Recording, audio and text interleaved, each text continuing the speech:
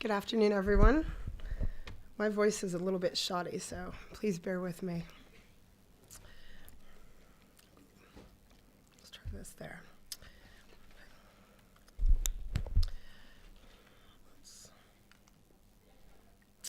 Literacy acquisition is a challenge for many children, particularly for those afflicted with learning and/or attention differences, those for whom the language of instruction is a second or third or fourth language, and for those at risk due to hardships created by socioeconomic circumstances. As great a struggle as it can be, however, the psychosocial and economic impact of reaching adulthood without basic prose literacy must be avoided. What is difficult for a child with or without circumstances that impair learning is substantially more so for an adult. This is in part because factors that impede literacy acquisition do not tend to spontaneously resolve. Of course, if anything, with age, they are usually accompanied by additional limiting factors from those initial ones having been reinforced. It is also significantly more difficult for adults to master prose literacy at a basic level than it is for children. As of September 2011, according to UNESCO, there is a reported overall 83.7 adult literacy rate. This, of course, means that 16.7% of adults are functionally illiterate or do not have basic prose literacy. In the city of San Francisco, that number is a bit higher. As of the most recent assessment, 2003, 18% of San Francisco residents are without basic prose literacy skills.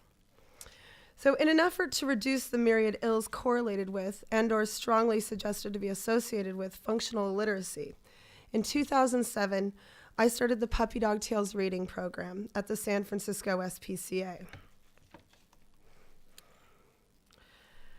Through Puppy Dog Tales, we support young learners in prose literacy acquisition, and it has also been one of our objectives to engender a love of reading and learning more broadly considered amongst those we serve. Operating through the Animal Assisted Therapy Department, we now conduct semester-long or year-long weekly reading visits for over 300 new children annually. And this is one of the examples of this is what a visit might look like, and we get a lot of feedback from both children and educators. And both children and educators report greater success with reading skills and a desire to read. And given those anecdotal achievements and the known benefits of engaging in the human companion-animal bond, like reduced anxiety, increased motivation, reduced feeling of judgment, we decided to attempt to quantify the impact of Puppy Dog Tales. So this study was undertaken in order to assess the value of including animal-assisted education to support below-level readers.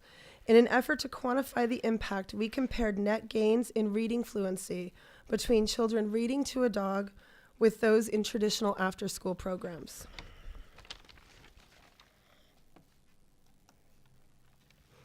For this study, the setting was Edward Robeson Taylor Elementary School, which is one of our local public primary schools, and it's located in San Francisco's Excelsior District. The Excelsior District is one of the most diverse in San Francisco and is overall a more residentially focused but nevertheless urban school. E.R. Taylor was selected as the site of this study due to its thriving after-school program and innovative educators. All visits that were a part of this study were done at this school site during after-school program times. This setting also enabled the children to have private sessions with the reading teams. Not all schools in our district have the amount of space necessary to set us up with a private room so that they can really get that individualized learning. This is an example of what one of the sessions might have looked like, and this is Joanne and her dog Portland.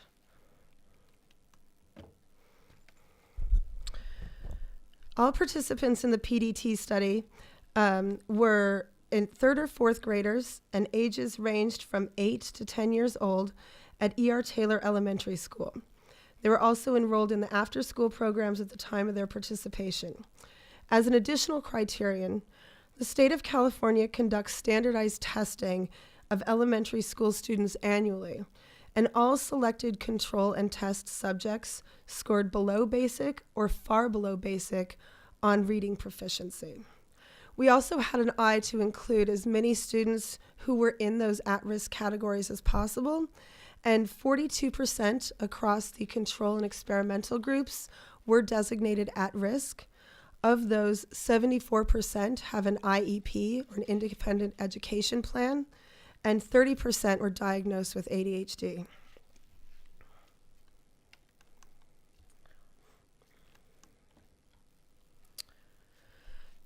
The animal-assisted therapy programs certify owner-pet teams to work in a variety of mental, physical, and educational facilities citywide.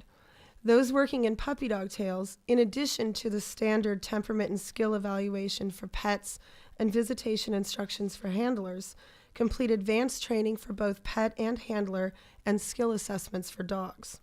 We also require tuberculosis testing and live scan fingerprinting for our teams working in puppy dog tails in accordance with criteria stipulated by San Francisco Unified School District and best practices outlined in the training and testing guidelines of the San Francisco SPCA AAT programs. For this project, all visits were conducted by 3 AAT teams from the SFSPCA, one of which had Portland, an 11-year-old yellow lab. The second had Jane, a 12-year-old white lab, and the third had Oliver, an 8-year-old mixed breed. We also, I'd like to just note that 2 key educators at the school provided oversight, Sue Gonzalez and Gabrielle Guinea, and they were crucial to student selection and test selection.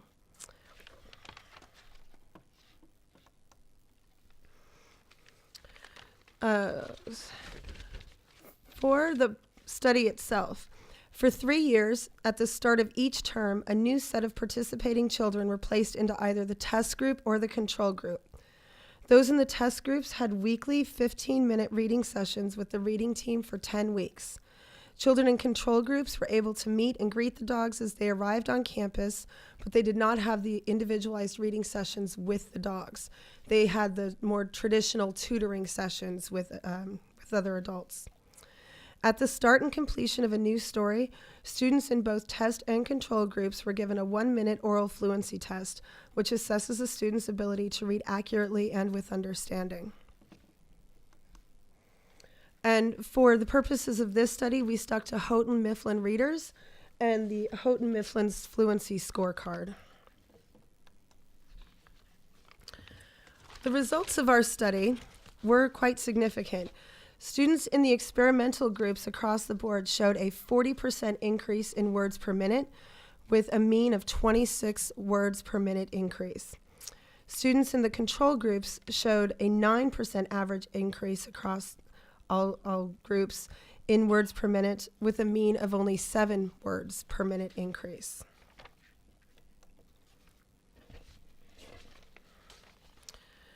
The net change in words per minute between experimental and control groups was shown statistically significant. In addition to the formal results, several trends surfaced throughout the course of the study. Children appeared to have reduced anxiety. Children demonstrated greater motivation to read. Children who had had behavioral concerns with peers had fewer reported incidents than in the previous terms. ADHD children increased the amount of time spent maintaining focus during reading. And at the close of each session, many children voiced a desire to continue to practice reading even after the dog left.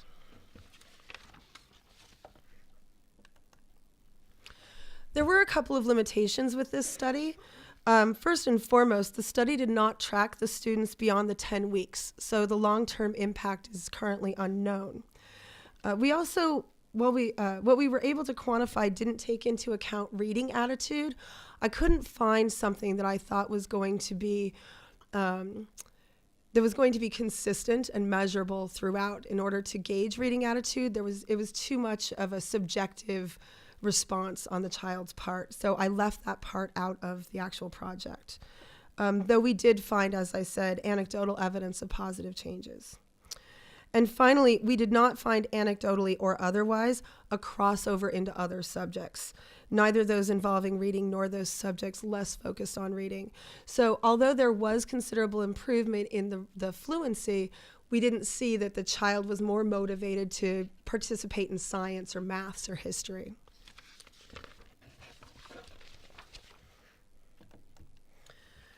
In looking ahead, though, I do hope that what we can do is follow up with the participants in this study to see what long-term impact, if any, they self-report, and also what increase in standardized testing we find across both groups. Because as you'll recall, one of the criterion for being able to participate in the study was a score of below basic or far below basic on standardized testing exams.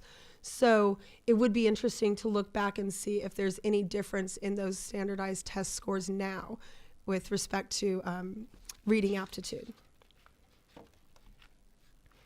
And those are just my acknowledgments.